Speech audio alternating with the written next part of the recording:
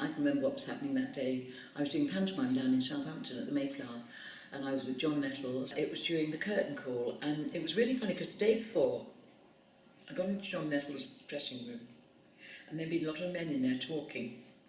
And I said, "Oh, sorry," and he said, "Oh no, sorry, this is about a TV thing I'm doing in the future." So I said, "All right, I'll go there." And I'd noticed outside in the car park there were a lot of big vans, and it just seemed, but it never went into my head, why would it? And the next night we came to the curtain call and we bowed, and I was playing the fairy in Dick Whittington and he was playing King Rat. And then I suddenly saw Michael Aspel coming on the stage, and I thought, oh God, they're going to do This Is Your Life on John Nettles. Why did nobody tell me? And then, of course, he came straight up to me. And I realised I hadn't had the roots of my hair done, so I had to wear a wig. Because otherwise I'd have white roo. Well, they weren't white, they were starting to go a bit grey. And it was one of those really weird evenings where you just thought, oh my God, what is going on?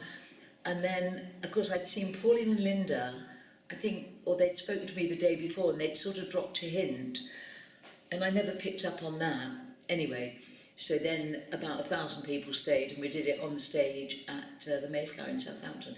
But I always remember going in the night before to see John and those people being there, and nothing ever clicked as a, oh, they're going to do This Is Your Life. Nothing, why would it? I never even thought about This Is Your Life. I'm not sure whether the audience knew before, whether they'd been told when they were going in, I don't know. And that was something I never asked. But about 1,000 people stayed, and all were downstairs in the stalls. You go into a sort of weird land where you don't really think about what is going to happen, or who would be on, or who wouldn't be on, or... And then, of course, you go and you're taken to one side and they put everybody on the stage that should be there, and your agent's there, and close friends and family, and you come on and suddenly they're all there, and you think, bloody hell, they've all known and nobody said a word. And that's really quite good, that you never ever got a hint from anybody that there was a possibility that they could do This Is Your Life. And part of you never thinks that you're important enough for them to do that anyway. You're just going through your career, really.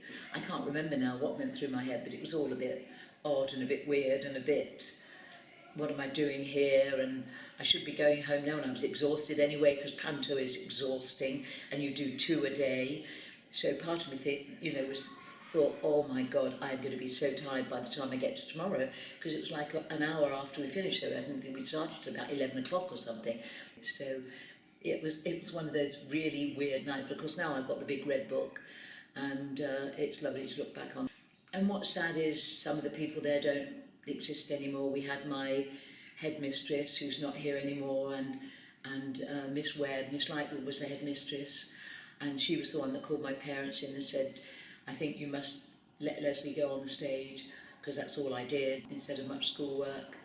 Yeah, it's been lovely to know they came on the programme and they were really proud, and I had a letter written afterwards from Miss Lightwood, who was an amazing headmistress. So things like that meant a huge amount.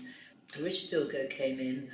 He and I did a review together, and Jack Tinker was the Daily Mail critic, and he and I used to meet and go for first nights, and it always used to go wrong. We used to meet somewhere and he'd get stuck on the train and couldn't get there before it opened, or we said we'll meet outside the hotel and we said the wrong hotel. Maurice Gran and Lawrence Marks came on, who wrote Birds, and that was lovely. Yeah, and of course Pauline and Linda came on. And my lovely cousin Pippa, who lives and works on a circus in Sicily, and she came over. I think she was the last person, and that was lovely, because she lives in Sicily and I hadn't seen her for ages. Yeah, it was special, and I think it was an honour to have had that. So I'd much rather have had it than not, although it was a strange evening and it was a strange experience. I think probably I was chosen because Birds of a Feather, when it first went out to about 20 million people and above, and this was the middle of the 90s, and we went out in 89 and it was extremely popular. I can't sum it up in any way other than to say I'm glad it was done. It was an evening of chaos, complete chaos, both before, during and after in the hotel. And, you know, having been in the business a long time, even at that point, it was still lovely to feel that you had a degree of success to say this is your life. So, yeah, I'll never forget it. And I'll probably go home now and get the big red book out and have another look and think, oh my God, that person was in, or that happened, or that happened. So, yeah, I think it was an honour.